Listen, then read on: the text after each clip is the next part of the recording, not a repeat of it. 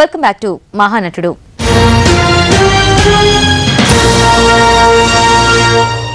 మగధ రాజ్యంలో వీరుడు రణధీర్ అంటే గుమ్మడి వద్ద ఆశ్రయం పొందుతాడు జయసింహుడు.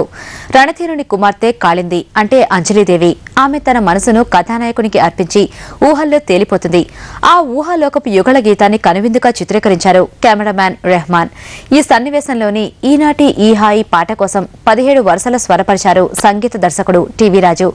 అవేవి నిర్మాతలకు నచ్చలేదు. వారందరూ ఆమోదించిన 18 వరుస పాటను ఇప్పుడు మనం చూద్దాం.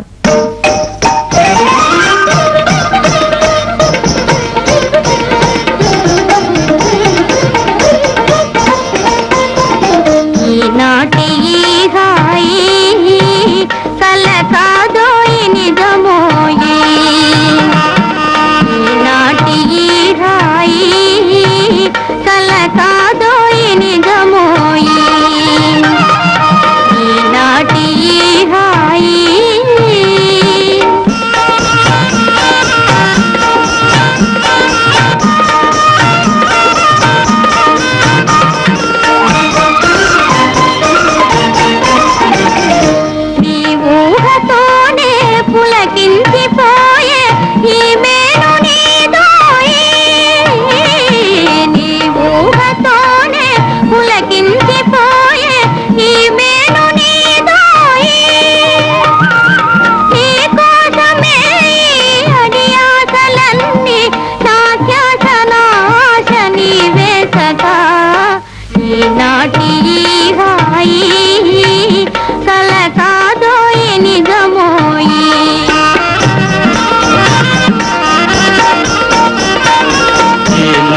ఫలమో ఏ నోటి వరమో ఈ ప్రేమ జవరాల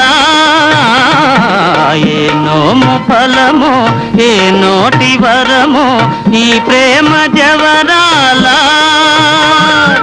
మనియేములే ఇక విడితా విలీల మన ప్రేమకెదురేది లేదే సఖీ ఈనాటి హాయి కల కాదోయి నిజమోయి ఈనాటి హాయి. యుద్ధం నుంచి ఇంటికి వచ్చిన జయసింహునికి కాళింది ఆప్యాయంగా పాల గ్లాస్ అందిస్తుంది. ఆ సన్నివేశంలో వారిద్దరి మధ్య గల అనుబంధం చర్చకొస్తుంది. అప్పుడు జయసింహుడు పలికిన మాటలు కాళిందిలో ఆశలు చిగురింపచేస్తాయి. మగధ దేశపు యువరాణి జయసింహుని ప్రేమిస్తుంది. అతను కూడా ఆమెపై ఆశలు పెంచుకుంటాడు. వారిద్దరి మధ్య సాగిన ప్రణయ గీతం మదిలోని మధుర భావం అటు వహీదా రెహమాన్లోనూ ఇటు ఎన్టీఆర్లోనూ రాచకళ ఉట్టిపడటం గమనించండి.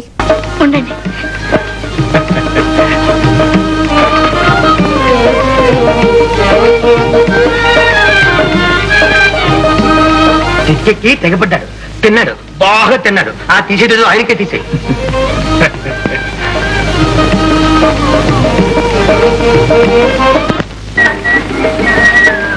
గాయం మానిందా? మచ్చ మాత్రం మిగిలింది. ఆ మాట తలుచుకున్నప్పుడల్లా నా హృదయం కలగబారుతుంది. మగవైనా ఎరిగిన వారిని నాన్న ప్రోత్సహించి యుద్ధానికి పంపించాడు. మీరు ప్రాణాపాయ స్థితిలో ఉన్నారని విన్నప్పుడు నా మీద నీకెందుకింత దయ? దయ కాదు, మా ధర్మం. మా చుట్టాలకి మేము మర్యాద చేయొద్దు. ఏనాటి చుట్టాన్ని?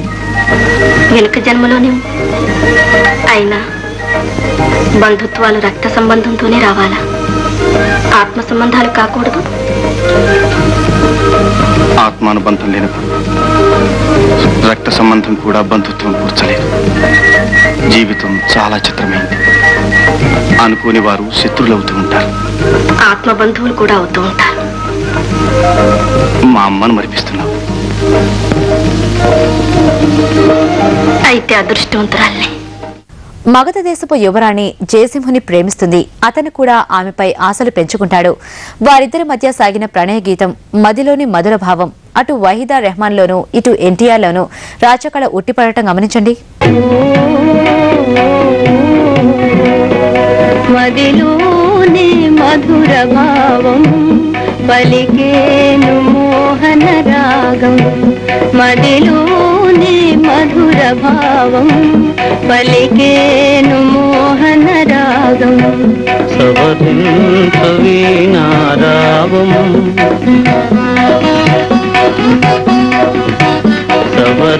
వివరించు వీణారావం వివరించు ప్రేమ సరాగం మదిలోని మధుర భావం పలికేను మోహన రాగం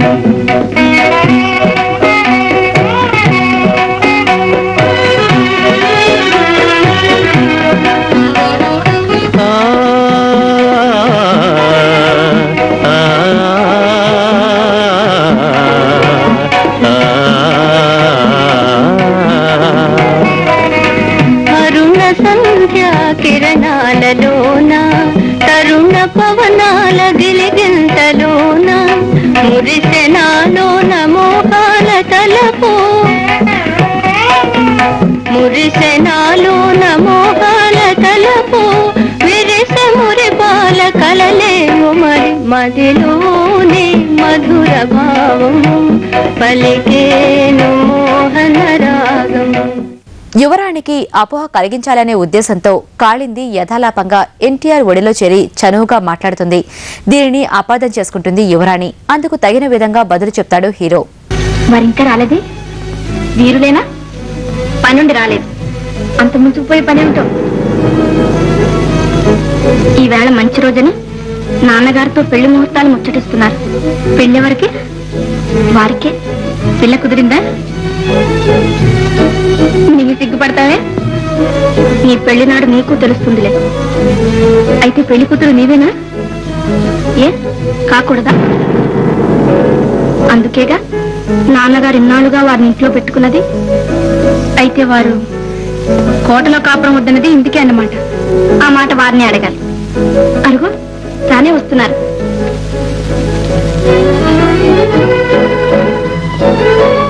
చూసి అడగకూడదు. చూస్తూనే దిక్కులు చూస్తున్నా. కింద పడితే ఎంత దెబ్బ తగిలేదు తెలుసా? రాజ్యాలే ఉద్ధరించగల సమర్థులు చేరువునే ఉంటే పడనిస్తారా?